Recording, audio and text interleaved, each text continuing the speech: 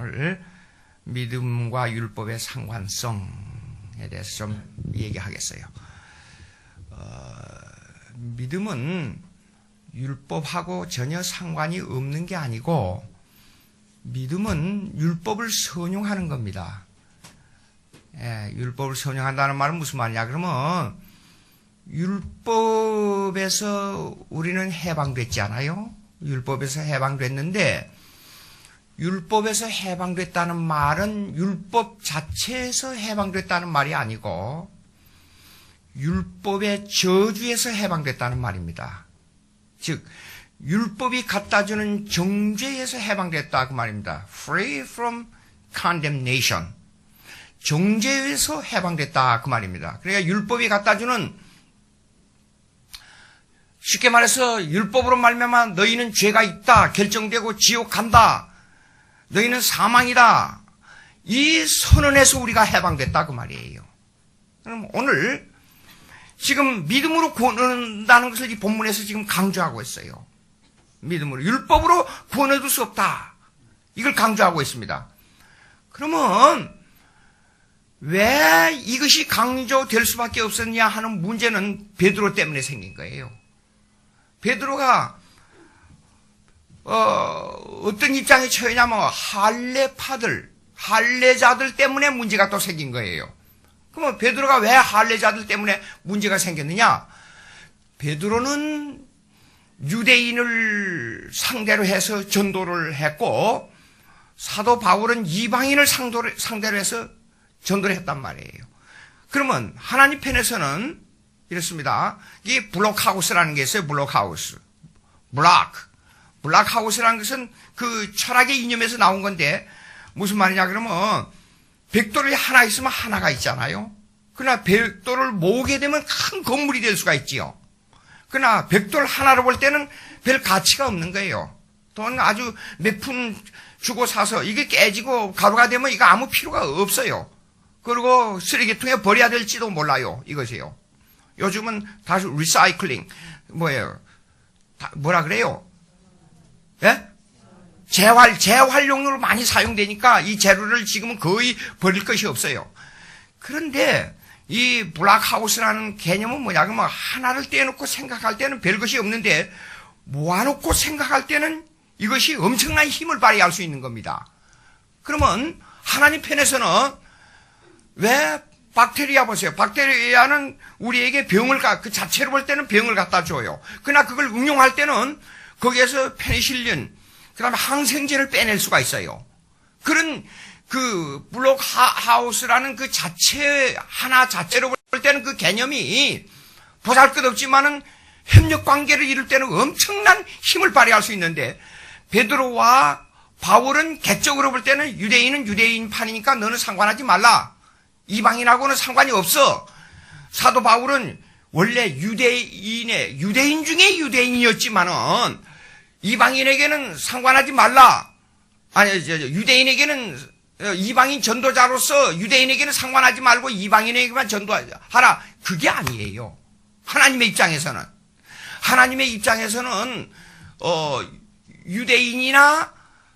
유대인을 상대로 전도를 했지만은 이방인에게 전도를 해야 될 때가 있어요. 이방인에게 전도를 했지만은 유대인에게 전도해야 될 때가 있어요. 이런 상관관계를 가지고 있습니다. 믿음도 똑같아요. 율법 자체에서 해방이 되어버렸지만은 율법의 저주에서, 율법 자체가 아닙니다. 율법의 저주에서 해방이 됐지만은 율법을 선용하는 게 믿음이에요. 이런 관계가 있는데 지금 문제가 뭔가니 베드로 보자고요. 베드로. 게바가 안디옥에 이르렀을 때 그랬어요. 게바 여기 베드로입니다. 책망을 받을 일이 있기로 내가 그를 대면하여 바로 얼굴을 보고 책망했어요. 유대인 전도자 베드로가 이방인의 집에 가서 식사를 했단 말이에요. 보자고요. 야고보에게 온 어떤 이들이 이르기 전에 게바가 이방인과 함께 먹다가, 그럼 이방인들은 그때 음식이 뭐였어요? 당시에 유대주의와 이방인과의 관계를 좀 설명해야 되겠어요. 유대주의는 여기에 설교 중에 제가 이미 이 얘기를 했던 것 같아요. 유대인들은 먹고 마시고 절기 지키고 하는 그것을 철저하게 목숨을 걸고 지켰습니다. 창세기, 출애굽기, 레위기 11장 한번 보세요. 레위기 11장.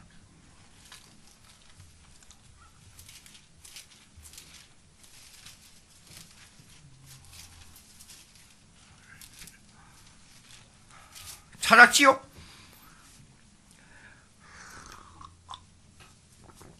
레위기 11장 2절부터 제가 몇 절만 읽겠습니다. 쭉 나오지만은 2절, 이스라엘 자손에게 말하여 이르라. 육지의 모든 짐승 중 너희가 먹을 만한 생물은 이러하니 모든 짐승 중 굽이 갈라져 쪽발이 되고 새김질하는 것은 너희가 먹되 새김질하는 것이나 굽이 갈라진 짐승 중에도 너희가 먹지 못할 것은 이러하니 낙타는 새김질은 하되 굽이 갈라지지 아니하였으므로 너희에게 부정하고 사반도 새김질을, 사반은 우리가 머리 안 났지만 낙타 종류에 속하는 짐승이에요. 새김질을 하되 굽이 갈라지지 아니하였으므로 너희가 부정하고 토끼도 새김질을 하되 굽이 갈라지지 아니하였으므로 너희가 부정하고 돼지는 굽이 갈라져 쪽발이로 돼 새김질을 못함으로 너희에게 부정하니 너희는 이러한 고기를 먹지 말고 죽음도 만지지 말라. 이런 거예요. 새, 공중에 나는 새까지 쫙 나옵니다. 구약의 피를 먹지 말라는 내용도 나오고. 이방인들은 여러분 고기 중에 제일로 제가 음식 중에 이 고기를 가지고 있는 고기 중에 뭐가 제일로 맛있다고 생각하세요? 여러분들은 양념을 안 치고 먹으면 돼지고기 이상 맛있는 거 없더라고요. 제가 볼 때는. 근데 소고기를 미국에서는 우리 한국처럼 맛있게 그 양념을 못 해요. 햄버거를 갖다가 사 먹어보면 소고기 정말 맛이 없어요.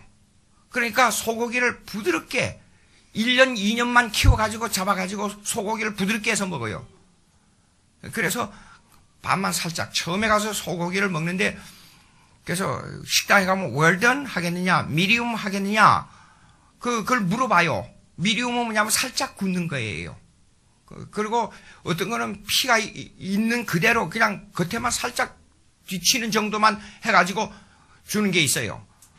근데 미국 사람들이 그 먹는 걸 보고, 어휴, 뭐 먹겠다고 얼굴이 막 찡그러져요. 그래서 나도 한번 먹어보자. 그래, 미디움을 한번 시켜봐서, 먹어보니까 엄청 맛있어요. 예. 그래서 그다음부터는 웰던을 하지 않아요. 바짝 굽는 거 하지 않아요. 그런데 사실 돼지고기는 바짝 구워도 그렇게 소고기처럼 바짝 말라버리질 않더라고요. 돼지고기 맛있어요. 그렇게 맛있는데. 그러니까 양념을 우리 한국처럼 맛있게 못하니까 미국 사람들은 그걸 미디움으로 많이 시켜요. 소고기를. 그래서 그 먹는 방법을 알았어요. 근데 돼지고기처럼 이렇게 맛있는데 이 맛있는 것을 하나님께서 왜 구약에서 못 먹게 했느냐, 이런 생각을 해본 거예요, 제가요. 근데 이 내용, 가나안 땅을 점령했을 때 가나안 땅 우상의 음식들이 전부 여기에 속한 거였어요. 그래서 하나님께서 먹지 못하게 한 거예요. 그러니까 우상의 근데 반대로 인도에 가면 소를 섬기잖아요. 예, 그러니까 소고기 못 먹어요. 근데 인도에서 선교사가 왔어요. 인도 목사가 왔어요. 그래서 통역하러 여기저기 이제 교회에 방문하면서 통역을 하는데 고기를 그걸 알아요. 한국 사람들이 식당에 가서 밥 먹자고 고기 다 주는데 먹는데, 그래서 내가 물었어요. 소고기 먹느냐? 그러니까 나는 기독교인이니까 거기 다른 사람들 앞에서는 인도에 가서는 못 먹는데 한국에 오니까 이렇게 소고기가 맛있는데 왜 인도에서 못 먹게 하는지 모르겠다고 그러는 거예요. 그러니까 지금은 이 문제가 왜 지금은 소고기, 돼지고기 다 먹어도 괜찮냐 하는 문제가 나오지 않아요. 유대인들도 먹어야 됩니다. 먹어야 됩니다가 아니라 먹어도 아무 염려가 없는 거예요. 그 문제는 뭐냐면 이걸 갖다가 폐기율례라 그래요. 폐기율례. 전속율례는 십계명이지만은 폐기율례는 먹고 마시는 것, 월삭 지키는 것, 그 다음에 절기 지키는 거, 이런 거 다 폐기율례입니다. 말씀드린 대로 골로새서 2장 16절 한번 보세요. 골로새서 2장 16절. 골로새서 2장 16절.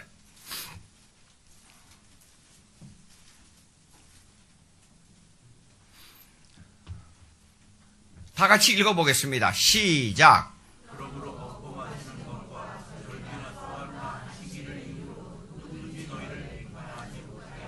자, 보세요. 거기 날짜 중요한 것이 있는데, 먹고 마시는 거, 월삭은 초하루입니다.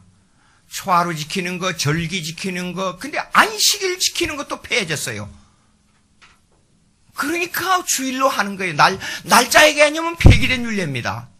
그러나 날짜를 월요일로 하든지, 화요일로 하든지, 수요일로 하든지, 주일로, 일주일에 하루는 정해야 됩니다. 날짜는 폐기 율례지만은, 그 의미는 그대로 있어야 돼요. 그러니까 하루를 반드시 주님을 위해서 섬기는 날로 정해야 돼요. 그러니까 토요일 날로 꼭 규정하는 안식일 교회가 문제가 있는 거예요. 그래서 폐기율례. 왜 폐기율례가 될 수밖에 없느냐? 구약에는 달력을 원력으로 지켰어요. 음력으로. 그런데 신약시대 넘어와서는 달력을 양력으로 지켰어요. 그러니까 변화가 불가피해요. 변화할 수밖에 없어요. 그래서 주일날로 예수님이 부활한 날로 모이기 시작해서 그날로 결정된 겁니다. 자, 봅시다. 근데 이제 베드로의 문제가 있어요. 베드로 문제는 유대인이었기 때문에 유대인을 상대로 해야 되기 때문에 사도 바울처럼 유대인을 만날 때는 유대인처럼, 헬라인을 만날 때는 헬라인처럼 살아야 되고 그들의 복음에 어느 정도 맞춰야 돼요. 한국에 와서 느닷없이 선교사가 와가지고 나 된장국 못 먹으니까 된장국 쌀밥 전부 내버려두고 당장 햄버거만 주시오. 초대 선교사들이 그렇게 했다면 여기서 선교할 수 있겠어요? 불가능해요. 그러니까 한국에 와서는 한국의 이 음식이나 이 문화의 적성이 맞아지도록 노력해야 돼요. 그러니까 유대인을 만날 때는 유대인처럼 해야 되지만은 그것이 한계가 있어요. 그 한계가 뭐냐면 성경에서 허락해주는 한계, 그 다음에 하나님의 말씀이 가는 데까지 가고 하나님의 말씀이 멎는 데서 멎어야 돼요. 그 한계를 정해놓고 살아야 돼요. 신앙생활은요. 그런데 베드로에게 이제 이런 문제가 생겼습니다. 사도행전 10장 한번 보세요.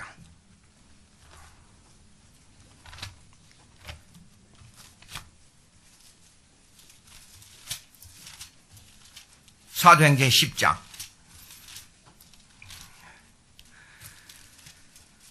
24절 아닙니다. 사도행전 10장 9절입니다. 9절. 조금 읽어보시겠습니다. 몇 절만. 제가 한 절 읽으면 여러분 교독하시겠어요?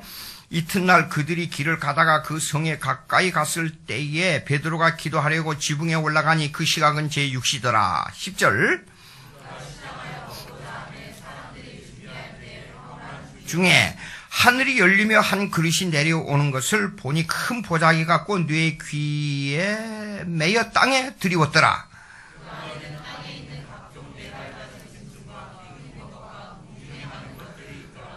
또 소리가 있어 베드로야 일어나 잡아 먹으라 하거늘.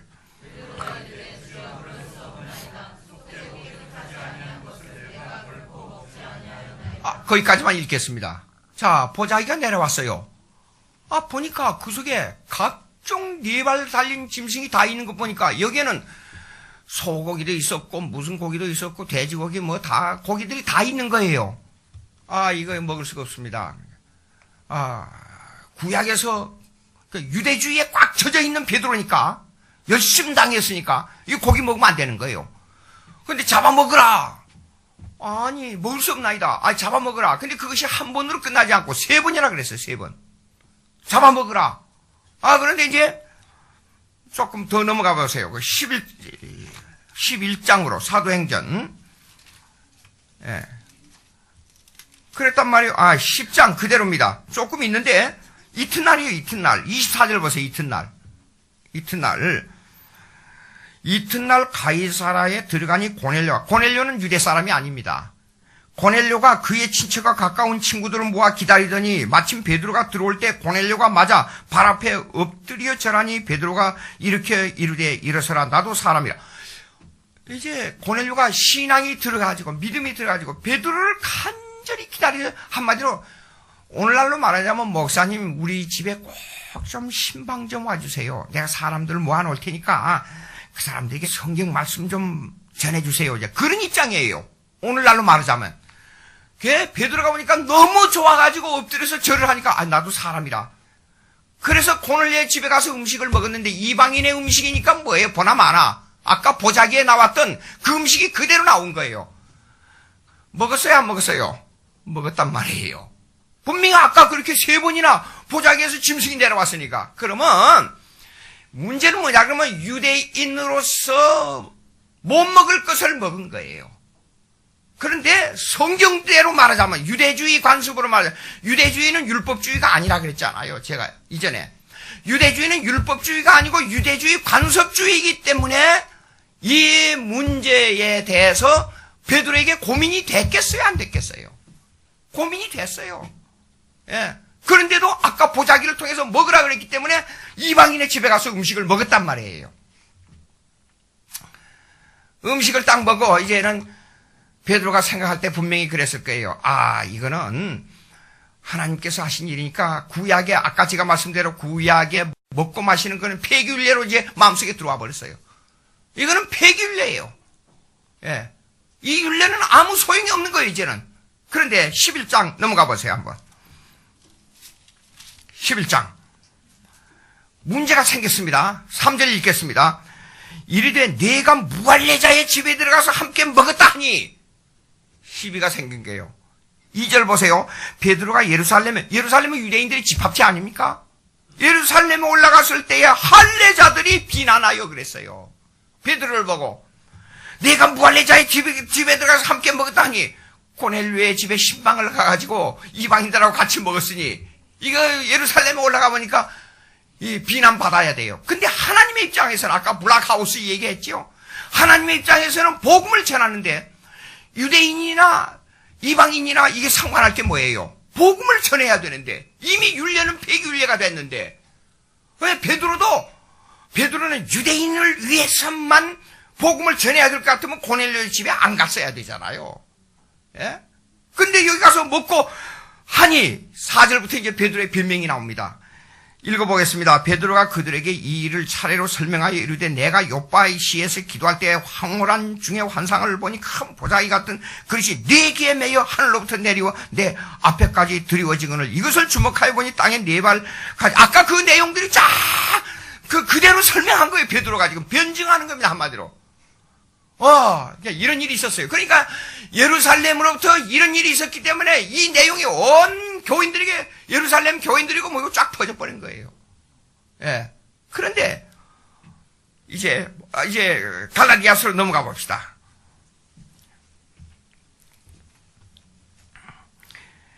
12절, 아까 읽었던 거 2장 12절. 야고보에게 온 어떤 이들이 이르기 전에 게바가 이방인과 함께 먹다가 이게 아까는 고넬료의 집에서 신방 갔을 때 이 얘기고 이제는 야고보에서부터 사람들이 와가지고 이방인들과 함께 먹다가 그들이 오매 이제는 과거에 베드로의 생각이 이렇게 된 거예요. 그러니까 베드로는 확실히 제가 볼 때요 완전히 이 사람은 돈키호테 같은 성질을 가지고 있어가지고 어떤 때는 욱하다가 어떤 때는 확 숨어버리다가 어떤 때는 아주 비굴한 사람이 됐다가 어떤 때는요, 이 사도행전에 이 4장, 5장 보게 되면 성령이 충만하여 죽음 앞에서 감히 마음대로 복음을 성령 충만하여 복음을 전했어요. 그러니까 달밤에 혼자서 팬티만 입고 눈 오는 달밤에 춤추는 돈키호테 같은 성미를 가지고 있는 사람이에요. 근데 보자고요. 예루살렘에로 가서 그런 일을 당하고 보니까 변론을 했지만은 야고보에서 온 사람들로부터 이방인들과 같이 식사를 하다가 그들이 오니까 살짝 할례자들이 와서 또 공격을 할까봐 살짝 빠져 도망을 가버렸어요. 그러니까 남은 유대 13절에 있습니다. 남은 유대인들도 그와 같이 외식함으로 바나바도 그들의 외식에 유혹되었느니라 그랬어요. 예, 그러니까 베드로처럼 행동을 하는 거예요. 따라다니는 사람들이. 앞자 대장이 그러니까 밑에 쉽게 말해서 쫄뱅들도 그대로 그 베드로처럼 행하는 거예요. 그러므로 14절입니다.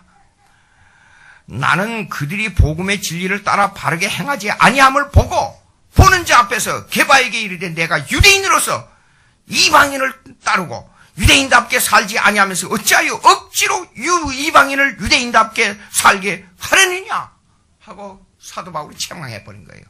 베드로를. 베드로가 얼마나 창피했겠어요. 나이 많은 사람이 당시에요. 이게 유대인답게 살지 아니하면서 유대인다운 행동을 하니까 이중적인 생활을 했단 말이에요. 어떤 때는 가서 유대인처럼 음식 먹는 것을 이렇게 행하고, 어떤 때는 유대인처럼 살짝 유대인의 모습을 숨기고 이방인처럼 살면서 그렇게 하고, 이런 행동을 하느냐. 할례 문제가 나왔습니다. 여기에요. 근데 여기에 지금 유대인들의 할례자들의 문제점을 제가 구약에서부터 쫙 추려가지고 좀 생각해 보겠어요. 할례 문제. 할례는 언약론의 표시입니다. 언약의 표시. 할례는. 언약이 뭐냐? 언약은 원래 믿음을 전제로 한 언약입니다. 아브라함이 하나님을, 마침 보니까 그 김민호 목사님 지금 구약을 강의하고 계시죠? 예? 그러면 거기에 언약론이 나옵니다. 구약에 있어서. 그러면 언약이 나올 때에 잘 여러분 귀담아 들으시기 바랍니다. 언약은 믿음을 전제로 한 언약이에요. 그러니까 아브라함이 하나님을 믿음의 의로 여겼더라 그랬어요. 믿음의 의예요. 지금 이 본문에서 가르쳐주고 있는 그 내용은 뭐냐면 믿음의 의예요. 믿음의 의. 율법의 의가 아니고. 그러면 언약이 맨 처음에, 역사 속에서 언약이 맨 처음에 형성된 곳은 행위 언약이에요. 지키면 살고 어기면 죽는다는 아담과 하나님과 맺은 언약이 행위 언약입니다. 그런데 이 행위 언약은 아주 쉬운 언약이에요. 가만히 있어도 돼요. 행할 필요도 없고. 무슨 말이냐면 지키면 살고 어기면 죽는다는 말은 뭐냐? 그러면 지킬 때 관심 없이 그냥 무시해버려도 되는 거예요. 이 언약은. 자, 동산에 있는 모든 실과 다 먹으라 그랬어요. 자연을 다스리라 그랬어요. 바람아 불으라 그러면 바람이 불고, 내가 너무 더우니까 좀 온도를 좀 낮춰라. 5도만 낮춰라 그러면 온도가 5도 낮춰지고, 모든 자연을 다스릴 수 있는 엄청난 능력을 가지고 있었어요. 그리고 이 모든 동산의 실과를 다 먹고 얼마나 지혜가 있었는지, 만물의 이름을 지을 수 있는 지혜를 가지고 있었어요. 아담이. 그러니까 가만히 있으면 그냥 재밌게 하나님과 교제하고 즐겁게 지내면 되는 거예요. 근데 그게 행위 언약이 뭐냐? 하나. 다 하는데 하나만 하지 말라 그랬어요. 동산 가운데 실과 고거 하나 먹지 말라 그랬어요. 그러니까 얼마나 쉬워요. 그러니까 전제가 뭐냐면, 행위 언약의 전제가, 언약의 전제가 뭐냐 그러면 생명을 전제로, 내가 너에게 생명을 주겠다는, 생명을 유지해 주겠다는 언약이에요. 사람을 공경에 빠뜨리고 범죄를 하도록 유도하는 언약이 아니고 생명을 주겠다는 언약이에요. 그게 아담의 언약, 행위 언약이에요. 자, 이 행위 언약을 맺었는데 아주 지키기 쉬운데도 불구하고 인간이 범해버렸어요. 그런데 하나님의 계획은 창세 전에 우리를 구원해야겠다는 계획을 가지고 있었어요. 아담의 언약이 실패할 줄 알면서도 그것이 뭐냐면 믿음의 언약이에요. 언약. 이 언약은 구속 언약이라 해서, 구속 언약은 이 세상이 만들어지기 전에 인간을, 우리 죄인을 구원하겠다는 하나님과 아버지와, 하나님 아버지와 아들과의 약속이에요. 그러면 그것이 최초로 보여준 언약이 뭐냐 그러면, 이 믿음의 언약이 보여주는 것이 뭐냐면 아브라함의 언약이에요. 아브라함의 언약은 믿음의 언약이에요. 그러면 이 믿음의 언약을 우리에게 이렇게 보여주는 결과로서 이것을 여러분, 너 나오고 돈 이렇게 얼마를 맺는데 너는 빚을 지면 얼마 어떻게 하고 이 물건을 사업을 할 때는 너는 자금을 대면 어떻게 하고 내가 일을 하면 얼마를 주고 이런 계약서 맺지 않아요? 계약서 맺으면 그럼 됐어. 그거 끝이에요? 아니에요. 반드시 뭘 해냐면 표중으로 그 언약의 표중으로 도장을 그 내용을 쓰고 도장을 서로가 찍고 요즘은 변호사 앞에 가서 중요한 것들 다 그것을 변호사 앞에 가서 뭔가 서류를 만들어서 도장을 찍어야 돼요. 그럼 그 도장 찍는 형식이 뭐냐? 할례예요. 그렇게. 그러니까 할례가 유대인들에게는 아주 중요합니다. 근데 문제는 할례가 사실상 유대인에게만 중요한 게 아니고 이 할례는 믿음의 언약이었기 때문에 예수 믿는 사람에게 중요한 거예요. 할례는. 자, 창세기 17장 보십시다. 창세기 17장.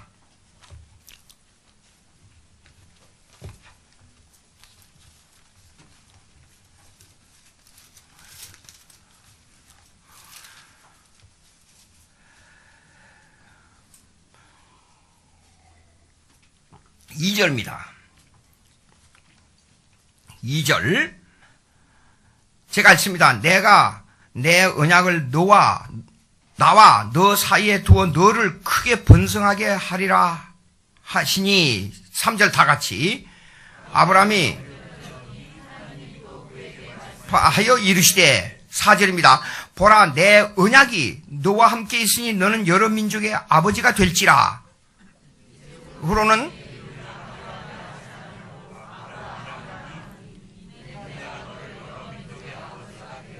6절입니다. 내가 너로 심히 번성하게 하리니 내가 내게서 민족들이 나게 하며 왕들이 내게로부터 나오리라. 7절.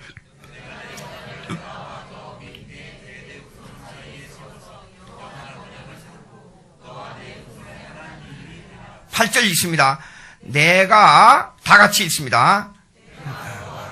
후손에게 내가 거류하는 이 땅 곧 가나안 온 땅을 주어 영원한 기업이 되게 하고 나는 그들의 하나님이 되리라.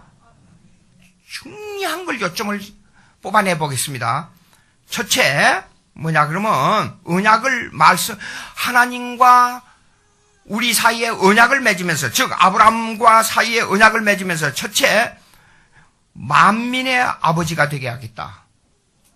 이 백성들이 하늘의 별과 같이 땅의 모래와 같이 되겠다. 그다음 두 번째, 내 족속에서 왕들이 나올 것이다. 다음 세 번째, 가나안 땅을 영원한 언약으로 그 땅을 내게 주리라. 세 가지입니다. 세 가지. 그런데 이 언약을 맺어놓고 그 표중으로 뭐냐 그러면 10절 다 같이 있습니다. 10절 다 같이 시작. 너희 중 남자는 다 할례를 받으라. 이것이 나와 너희 내 언약이니라. 그리고 11절 다 같이 너희는 포피를 베어라. 이것이 너와 그 사이의 언약의 표중이니라. 언약의 표중이 뭐예요? 살을 떼내는 겁니다. 예, 일부를. 그러면 그것을 12절 보니까 너는 대대로 모든 남자는 집에서 난 자나 또 너희 자손이 아니라 이방인 사람에게서 돈으로 산 자를 막론하고 난 지 8일 만에 할례를 받을 것이니라. 그러니까 유대인하고 같이 사는 이방인들이 아무리 들어와도 그 집에서 사는 사람들은 다 할례를 받도록 되어 있어요. 이게 유대인이에요. 그러니까 벌써 아브라함 때부터 이미 이방인이 들어와 있었던 거예요. 그러니까 아브라함의 피만 받아야 유대인이 아니라 사실상 아브라함의 집에 사는 사람들은 전부 유대인이에요. 하나님의 백성이에요. 그런데 보라고요. 지금 베드로가 당한 문제가 뭔 문제가 있느냐 그러면 구약의 할례를 지키는데 문제가 뭐냐면 그것을 유대주의로만 한정하는 데 문제가 있었던 거예요. 지금요. 할례의 개념은 뭐냐면 모든 이방인에게 예수를 믿는 사람에게 다 적용되는 거예요. 그러니까 사도 바울은 이게 학자가 돼가지고 많은 지식을 가지고 있으니까 유대주의가 뭐며, 그 다음에 이방 사람들과의 관계가 뭐며, 이것을 꿰뚫어 보고 있는 거예요.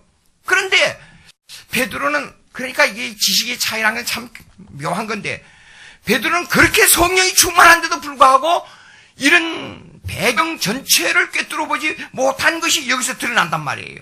그러니까 유대인 만났을 때는 유대인의 관습주의에 젖어버리고, 이방인에게는 이방인에 가서 같이 하나님의 보자기를 보고 나서는 이방인하고 같이 먹다가 피해 달아나버리고, 이런 현상이 벌어진 거예요, 지금 여기서요. 그러면 지금 문제가 뭐냐 그러면, 유대인답게 살지 못하면서 유대인답게 살려고 하느냐, 공격을 하고 거기에 대한 이제 교리적 해설이 들어가는 겁니다. 사도 바울이. 여보세요. 16절부터 그 교리적 해석이 들어갑니다. 사람이 의롭게 되는 것은 율법의 행위로 말미암음이 아니요 오직 예수 그리스도를 믿음으로 말미암는 줄 알므로 우리도 그리스도 예수를 믿나니 이는 우리가 율법의 행위로서가 아니고 그리스도의 믿음으로서 의롭다 함을 얻으려 함이라. 보세요. 여러분, 율법으로 구원했습니까? 믿음으로 구원했습니까? 그런 질문 많이 받지요. 근데 그 질문이 틀렸어요. 이렇게 물어야 돼. 율법의 행위로 구원했습니까? 믿음으로 구원했습니까? 그렇게 물어야 정식적인 질문이에요. 율법으로 구원했습니까? 율법은 구원했는데 큰 도움이 돼요. 율법 자체로서는. 아까 제가 말씀드릴 때에 율법 자체에서 해방이 아니고 율법의 저주에서 해방이라 그랬어요. 그러니까 여기 보세요. 율법의 행위로서 구원하는 게 아니고 믿음으로서 구원한다. 이렇게 해야, 이 질문이 그렇게 돼야 맞는 거예요. 그러면 율법의 행위는 뭐냐? 지금 여기에서 강조하고 있는 율법의 행위는 뭐냐면 제사에 관한 문제예요. 먹고 마시는 문제예요. 절기 지키는 문제예요. 지금 여기에 행위를 요구하는 것은. 그러니까 구약에 순종이 제사보다 낫다는 것을 강조한 하나님 말씀을 깊이 생각해 보세요. 제사는 뭐냐 그러면 행위가 들어가요. 제물을 내가 사야 돼요. 그리고 가서 직접 행동으로 제사를 드리는 그 행동을 집행해야 돼요. 이 제사는요. 그러나 순종은 뭐냐 그러면 그런 행위가 필요 없어요. 하나님 오라 그러면 예. 이렇게 하면 예. 저렇게 하면 예. 그냥 그렇게 완전히 이게 죽은 사람처럼 따라가는 거예요. 순종은. 근데 순종이 왜 제사보다 낫느냐? 순종은 이렇습니다. 믿음의 결단이 심령 속에서 일어나지 않으면 순종은 안 돼요. 문제는 거기 있는 겁니다. 예. 자, 제사를 책망하는 게 있어요. 제사의 개념을 모르고 제사를 드리는 유대인들을 책망하는데 하나님께서 엄청나게 아주 예민하게 칼날처럼 책망하고 있습니다. 이사야 1장입니다.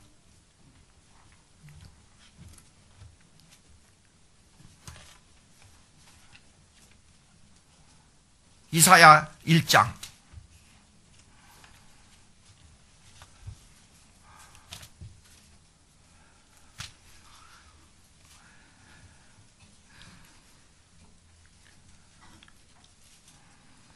(10절부터) 읽어보겠습니다. 자, 제가 읽습니다. 너희 소돔의 관원들아 여호와의 말씀을 들을지어다. 너희 고모라의 백성아 우리 하나님의 법에 귀를 기울일지어다. 11절 읽습니다. 다 같이.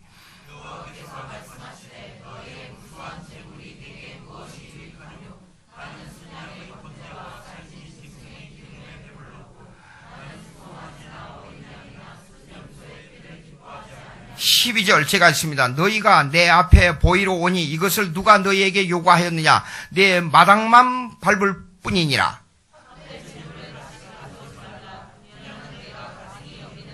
월삭과 안식일과 또 성회와 아울러 악을 행하는 것을 내가 견디지 못하겠노라. 자 보십시오.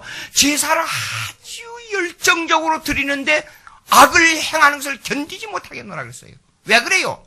그 내용이 14절 있습니다. 제가 내 마음이 너희의 월삭과 정한 절기를 싫어하나니 그것이 내게 무거운 짐이라 내가 지기에 곤비하였느니라. 왜 그래요?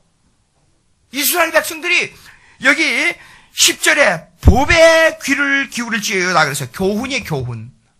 하나님의 말씀을 듣지 않는 거예요. 순종이 없는 제사예요. 예? 그 말은 좀 더 전진해서 말하자면 믿음이 없는 제사예요. 구약의 제사는 뭘 말합니까? 제가 얘기했습니다. 구약의 율법이 세 가지가 율법, 뭡니까? 법도, 규례, 율례, 계명 7가지 이상이 나와요. 시편 119편에. 그런데 이 율법을 세 가지로 딱 줄이면 뭐냐면 계명이에요. 그다음 두 번째 여러분에게 말씀드렸습니다. 시민법이에요. 세 번째 제사법이에요. 그러면 이것이 순서대로 나와 있어요. 지금 구약에 출애굽기 20장. 출애굽기 20장.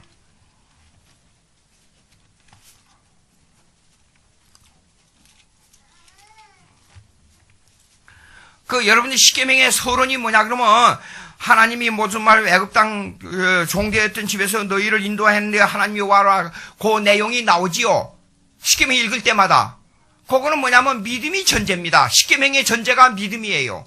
조건 없이 애굽 땅에서 구원해냈잖아요. 조건 없이 우리를 죄에서 구원해냈잖아요. 하나님 여호와가. 그러니까 율법 자체에서 해방이 아니라 그렇기 때문에 나는 너희를 믿음으로 이렇게 구원해냈기 때문에 나와 교제하기 위해서 이 율법 좀 지켜라. 그 말이에요. 예? 자, 그럼 봅시다. 그러면 출애굽기 20장 3절 다 같이 읽겠습니다. 시작. 나 외에 다른 신들을 내게 두지 말라. 이 십계명이 쭉 나옵니다. 이제는. 그러고 나서 21장 보세요. 21장 1절로부터. 21장 1절로부터. 다 같이 읽습니다. 1절만 시작. 내가 히브리 종을 사면 그는 다 같이 6해 동안 섬길 것이요 7째 해에는 몸값을 물지 않고 나가 자유니. 이거는 시민법이에요. 이게 노동법입니다. 이게요. 노동법, 그 다음에 살인죄를 범하고 간음죄를 범하고 무슨 일을 어떻게 하면 어떻게 처벌하라 쫙 나와요. 그러고 나서는 우리가 뭘 어떻게 해야 돼요? 이제는 제사법으로 들어가야 돼요. 제사법은 뭐냐? 계명을 못 지키는 사람이 하나님에게 용서함을 받는 길이 뭐냐? 그게 제사법이에요. 그러니까 양의 피 속에 예수 그리스도가 들어있는 거예요. 예수 그리스도를 믿음으로 구원한다는 것을 가르쳐주는 것이 제사법이에요. 이 제사법. 그러면 몇 장으로 쫙 나오고 나서 몇 장 사회적 22장 16절 한번 보세요. 22장 16절. 이거 재밌는 거 나와요. 레위기 읽으면 정말로 출애굽기나 레위기 읽으면 재밌는 게 많이 나옵니다. 22장 16절 다 같이 있습니다. 시작. 사람이 약혼하지 아니한 처녀를 꿰어 동침하였으면 납폐금을 주고 아내로 삼을 것이요. 이런 것이 전부 시민법에 나옵니다. 이렇게요. 예? 그 다음에 이제는 그러고 나서 쭉 넘어가서 24장 보세요. 24장 1절로 1절 말고 이렇게 합시다. 3절만 읽습니다. 너무 복잡하니까 시작. 모세가 와서 여호와의 모든 말씀과 그의 모든 율례를 백성에게 전하며 그들이 한 소리로 응답하여 이르시되 여호와께서 말씀하신 모든 것을 우리가. 여기 율례가 나오죠. 율례가 뭐예요? 여기요. 율례가. 그래서 이게 히브리 말을 찾아야 되는데 히브리 말에 보게 되면 뭐가 나오냐 그러면 잠깐만요. 여기에요. 율례가 그냥 법으로만 나와 있어요. 법으로만 번역이 돼요. 근데 율례를 법으로. 이게 한국말 번역이 좀 이렇게 애매한 게 많아요. 자, 그러면 법으로만 남아있고, 그 다음에 25장 넘어가 보세요. 25장. 제사를 위해서 어떻게 해야 되냐, 이게요. 25장 보면, 여호와께서 모세에게 말씀하여 이르시되 이스라엘 자손에게 명령하여 내게 예물을 가져오라 하고 기쁜 마음으로 내는 자가 내게 바치는 모든 것을 받을지어다. 이제는 청색, 홍색, 붉은색, 색에 대한 얘기가 나옵니다. 색은 의미를 가지고 있어요. 요거 설명하려면 한정이 없어요. 예, 내버려 두고, 그 다음에 이제 그러면 제사를 드리기 위해서 뭐가 중요해요? 제사는 뭘 포함하고 있어요? 언약을 포함하고 있어요. 언약이 뭐냐? 아까 뭐라 그랬어요? 믿음을 전제한다 그랬지요. 그러면 언약 궤를 만들어야 될 거 아니에요? 보나마나. 그래서 언약에 대한 거지. 제사에 대한 준비 과정이 쫙 나옵니다. 10절 읽습니다. 10절 다 같이. 그들은 조각목으로 궤를 짜되 길이는 2규빗 반, 너비는 1규빗 반, 높이는 1규빗 반이 되고. 아하! 제사 언약궤 속에는 십계명과 첫째 돌판과 둘째 돌판과 모세의 쌍난 지팡이가 그 언약궤의 그 물건이에요. 한마디로. 그러면 십계명과 십계명을 주시기 전에 이스라엘 백성을 구해낸 표징이 뭐냐면 아론의 쌍난 지팡이예요. 그러니까 구원을 받았기 때문에 이 언약 속에 하나님의 언약과 교제 관계를 이루라. 그 내용이 그 속에 들어있는 거예요. 언약이요. 그러면 자 봅시다. 이렇게 해놓고 그 다음에 출애굽기 다음에 레위기가 나오는 게 제사법이 나와요.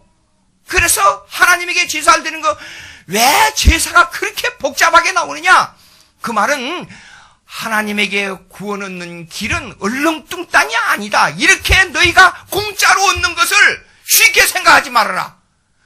믿음으로 구원 얻는 하나님을 얻는 것을 공짜로 생각하지 말고 이것을 깊이 상고하고 우리가 하나님과 자세에서 우리는 어떤 은혜를 받아야 되느냐 하는 내용을 아주 세밀하게 설명하고 있는 것이 레위기예요. 제사법이에요. 자, 이거 다 설명하려면 한도 없고 끝도 없지만은 이 정도만 하면 이제 요점은 잡힌 거예요. 갈라디아서로 넘어가 보세요. 갈라디아서요. 여기 16절에 보니까 오직 예수 그리스도를 믿음으로 말미암는 줄 알미요 그렇게 됐잖아요.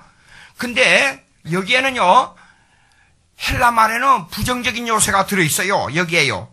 뭐냐면 안메 이안메라는 말은 뭐냐면 예수 그리스도 외에는 없어 그런 뜻이에요.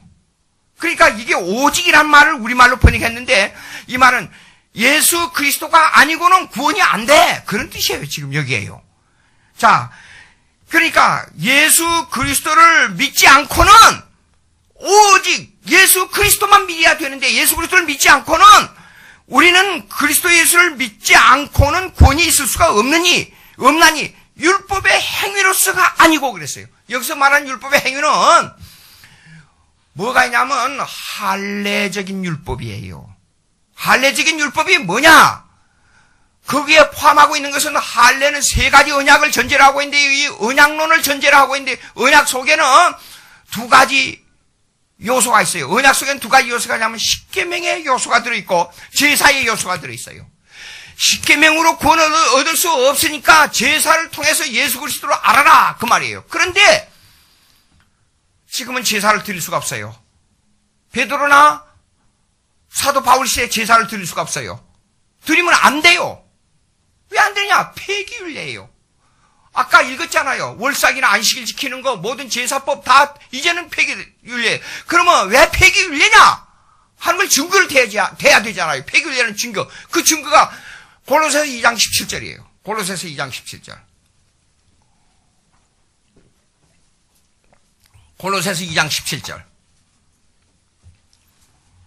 골로새서 2장 17절.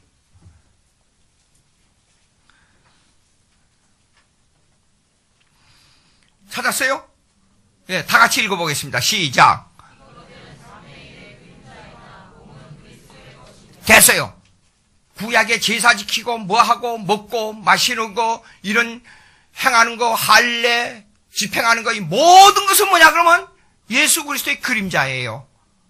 그러니까 실체가 왔어요. 그림자가 필요 없어요. 아무 소용이 없어요. 그래 그림자를 보고 저기서 뭐가 비치는구나. 그림자를 보고 따라갔어요. 따라가서 보니까 마지막에는 뭐가 보이냐면 실체가 딱 보이는 거예요.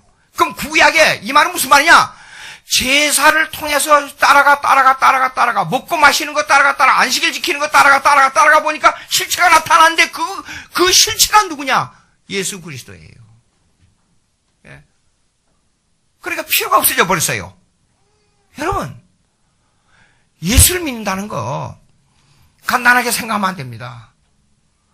예수를 믿는 진리가 엄청 깊은 내용이 있어요. 제가 요즘에 책을 읽고 있는 것이 벤틸 박사의 블락하우스라는 블락하우스 메토도로지, 그러니까 블락하우스의 방법론이라는 책을 좀 읽고 있어요. 있는데 뭐라고요? 철학은 이렇습니다. 어떤 경우도 이게 유리 그러면 유리만 생각해요. 이 유리 이후에 그 자원이 어디로 나왔으면 그 자원은 근본적으로 어떻게 됐으며 그 자원은 어디서 우리의 지식이 어디 이렇게 유리를 만들어낼 수 있는 이 지식이 어디서 왔느냐 그걸 규명을 못하는 게 철학이에요. 그러니까 기독교하고 철학하고 합잡을 하려면 절대로 안 돼요. 여러분 예수 안 믿는 종교인하고 대화를 해보세요. 대화가 됩니까? 그런데 기독교에서 WCC 같은 데서 종교의 대화를 시도한다는 자체가 기독교를 멸망시키겠다는 말입니다.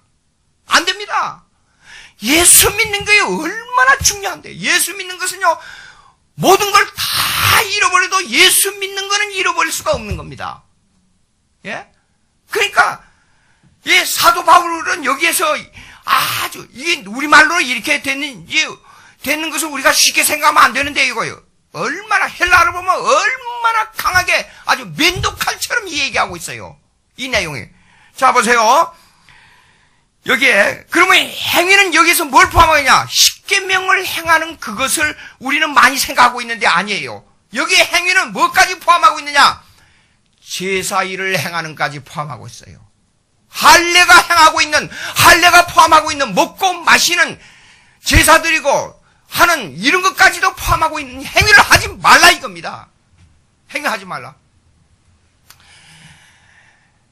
참 이 사람의 관념이란 건 묘한 건데 내가 언제 이 얘기를 한 것 같은데요. 어느 목사님하고 이제 무슨 이 얘기를 하다가 제 이름이 필요하고 뭐가 좀 필요하다 그래서 이제 펜을 가지고 종이에다가 뭘 좀 쓰려고 그러는데 검정 펜이 없어요. 그래서 빨간 거를 착 있는 대로 꺼내가지고 이름 탁 쓰고 그러니까 그 목사님이 아니 저를 보고 목사님 이름을 빨간 걸로 쓰면 됩니까? 주시오. 그걸 싹 지워버리고 새카만 펜을 가지고 막 쓰는 거예요.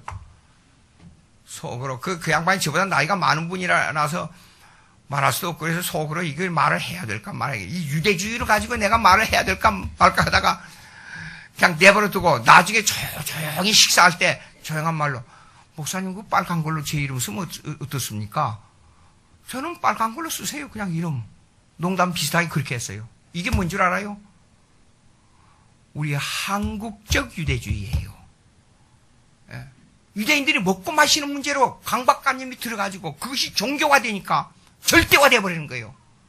예? 폐기된 윤례인데 절대화돼요. 안식교에서 여러분 돼지고기 절대로 먹으면 안 된다고 건강에 말할 말이 없으니까 건강이 나쁘다고 그래요.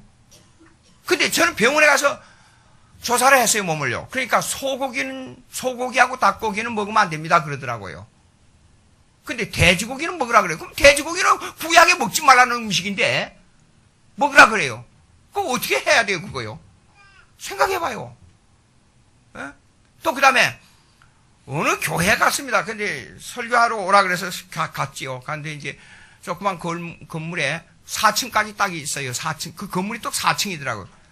근데 1층, 2층, 3층, 4층에는 동그라미만 딱 쳐놓고 4자를 표시를 안 했어요. 그래서 이거 왜 4자를 안 했습니까? 아이고 4자는 그거 기분이 나쁘니까 그거 4자는 동그라미만 치라고 목사님이 그렇게 했다고 그래요. 이거 한국적 유대주의입니다. 예? 미국에는 제일 좋아하는 번호가 뭔 줄 알아요? 4자예요. 유명한 레지 잭슨이라고 하는 유명한 이 홈런을 잘 치는 선수가 44번. 예. 그리고 4자가 그렇게 말해요. 바이런 스캇이라고 하는 레이커스의 농구 선수 첫 번째 들어와서 먼 데서 공을 받아가지고 아주 장거리 슛을 가장 잘 때리는 선수가 4번 바이런 스캇이에요. 예? 관념이 우리가요 이런 종교적 관념, 우리가 습관된 종교적 관념에서 벗어나야 돼요. 예? 예수 그리스도를 믿는다는 것은 모든 종교적 관념을 해체해버리는 겁니다. 철저하게 해체해버리는 거예요. 예? 참 오직 예수 그리스도, 우리가 그런 것이 다, 그런 것을 지키는 것이 우리의 행위에 속한단 말이에요. 현대판 유대주의 관념에 속해서 그 행위를 하고 있잖아요. 17절 들어가 보세요. 시간 관계상 17절. 만일 우리가 그리스도 안에서 의롭게 되려 하다가 죄인으로 드러나면 그리스도께서 죄를 짓는 자 그렇게 할 수 없느니라. 이거 만약에 가정을 하자고요. 가정을. 예수 믿고 나서 습관적인 간섭에 의해서 자기도 모르게 그런 일을 한다는 것은, 자, 다시 율법을 헐었습니다. 과거에. 율법을 헐었다는 말은 무슨 말이냐 그러면 율법을 깨트려 버렸다 그 말이에요. 여기 헬라어 원문을 보니까 완전히 파괴시켰다는 뜻이더라고요. 헬라어 원문에 파괴시켰다는 말은 율법을 이제는 우리에게는 해당이 안 돼요. 그런데 과거로 돌아가서 사도 베드로처럼 다시 먹고 마시는 일을 지키려고 유대인의 관습에 젖어 있다면 그 율법을 다시 세우려야 한단 말이에요. 다시 세워. 예? 다시 세우려고 할 때에 그 율법을 다시 세우려고 할 때는 우리가 예수 그리스도를 믿는 것이 완전히 헛것이 되어버려요. 그러니까 예수 그리스도, 역으로 생각하면 예수 그리스도는 우리를, 율법을 다시 세우려고 할 때 예수 그리스도는 우리에게 무용한 존재가 되고 아무 소용이 없으니까, 예수 그리스도를 믿음으로 구원했다는 것이 없어져 버리니까 율법으로 돌아가 보자고요. 십계명 지킬 수 있어요, 여러분? 못 지켜요. 구약에 예수님은 와버렸는데 구약에 제사 드리는 게 무슨 소용이 있어요? 아무 소용이 없어요. 그럼 우리를 다시 죽이는 율법이 우리를 죽이는 게 돼버려요. 그럼 간접적으로 예수 그리스도를 믿음에서 떠나버렸으니까 예수 그리스도는 우리를 죽이는 걸로 간접 행위자가 돼버려요. 생각해봐요. 예? 지금 그 얘기입니다. 만일 우리가 그리스도 안에서 의롭게 되려 하다가 죄인으로 드러나면, 왜? 예수를 믿기는 믿는데 다시 율법을 지키니까 그리스도를 믿었지만은 결국은 안 믿는 게 돼버린단 말이에요. 이런 일을 우리가 행하면 안 됩니다. 18절 보시겠습니다. 만일 헐었던 것을 다시 세우면 내가 나를 범법한 자로 만드는 것이라. 자, 요거 혼돈하면 안 됩니다. 깊이 생각해 보세요. 여러분, 예수 믿지 않아요. 예수 믿으면 율법을 어떻게 하냐. 어떤 사람이 이런 질문 많이 해요. 지금도 많이 질문해요. 예수 잘 믿다가 큰 살인죄를 지으면 그 사람 지옥 갑니까? 천국 갑니까? 살인죄를 짓고도 예수 믿습니까? 안 믿습니까? 그 믿는다고 그래요. 그럼 천국 가는데 왜 그래요?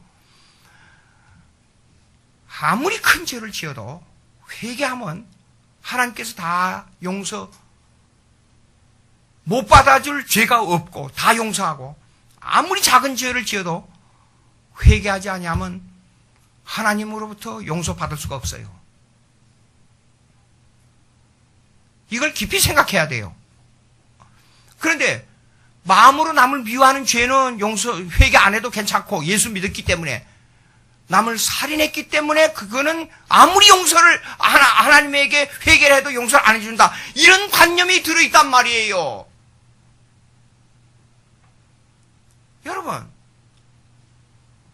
아무리 작은 죄를 지어도 우리는 율법에 의해서 날마다 율법을 선용해야 되니까 율법에 의해서 날마다 회개하는 신앙생활을 해야 돼요. 회개하는 신앙생활. 아무리 작은 죄를 지어도 큰 죄만이 회개의 대상이 아닙니다. 항상 자기를 점검해 봐야 돼요. 죄에 대한 문제는, 그것은 어디로부터 그 회개의 요소가 일어나느냐? 율법으로부터예요. 예수 믿고 구원 얻었어요? 죄에서 해방됐어요? 그렇기 때문에 마음대로 살 수 있다고 생각합니까? 아닙니다. 율법이 나를 꽉 감싸고 지금 이대로 행할 것을 강렬하게 요구하고 있습니다. 그러면 율법대로 삽니까? 율법대로 못 살지 않아요, 지금 여러분.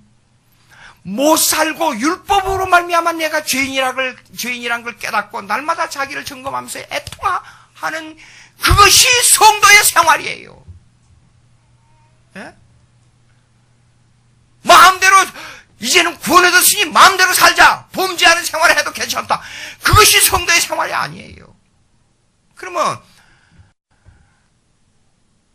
예수 믿는 사람이 율법을 지키려고 몸부림치다가 율법을 못 지킬 때는 어떤 감정이 오느냐? 행위로는 구원이 안 되는구나. 율법의 행위로는 구원이 안 돼.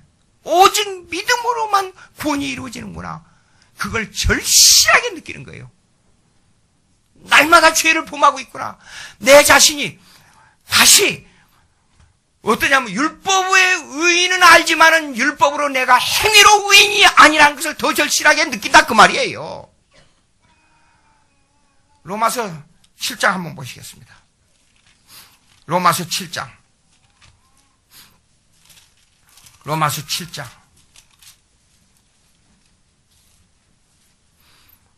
12절.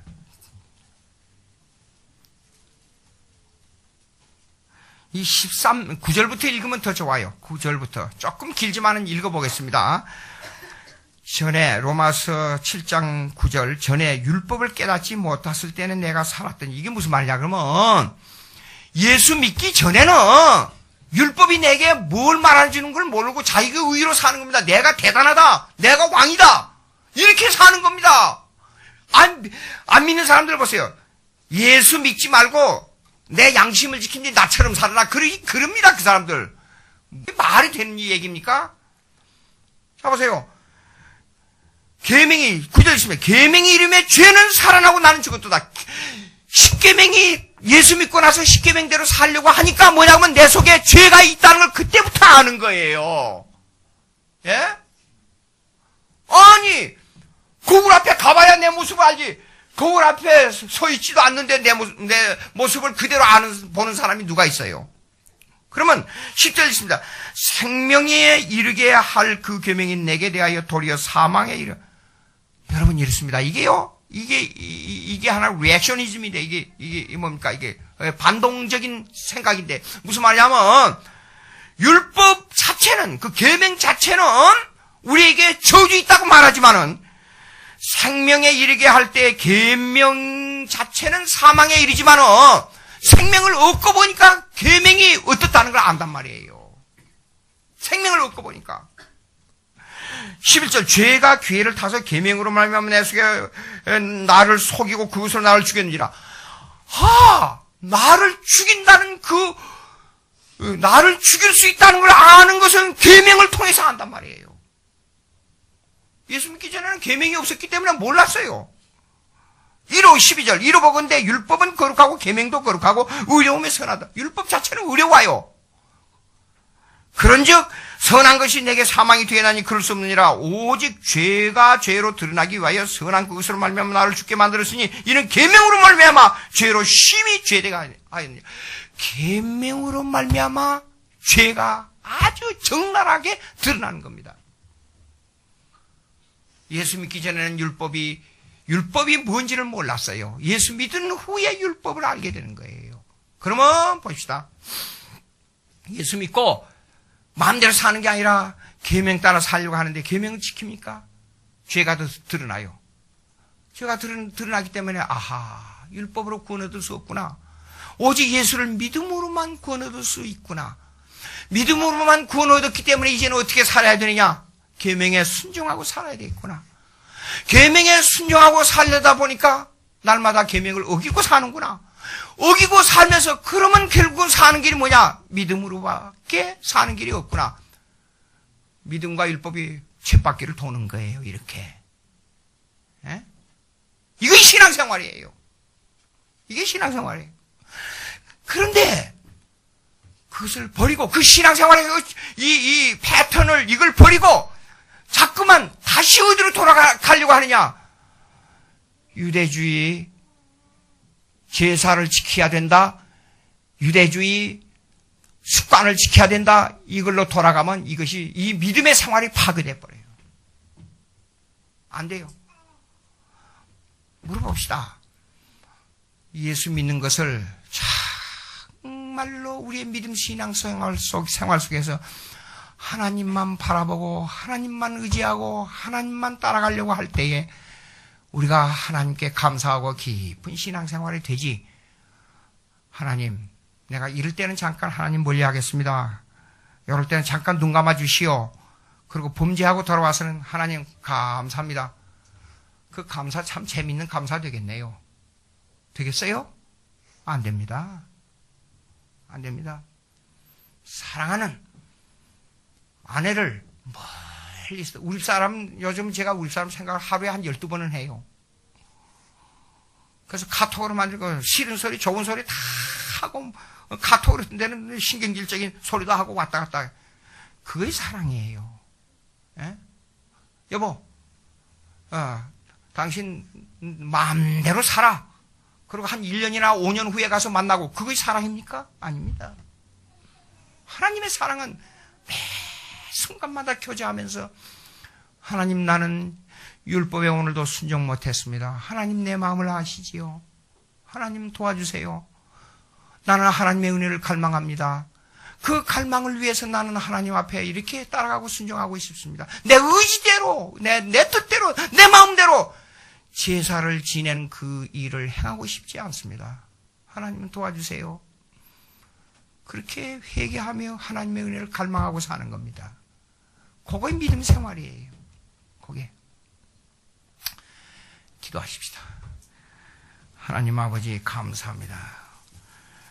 저희들에게 은혜를 주시고 믿음을 주셔서 오직 예수 그리스도 안에 있는 것이 무엇인가를 깊이 깨닫고 하나님 뜻대로 살기 위해서 몸부림치는 저희들 되게 해 주시옵소서.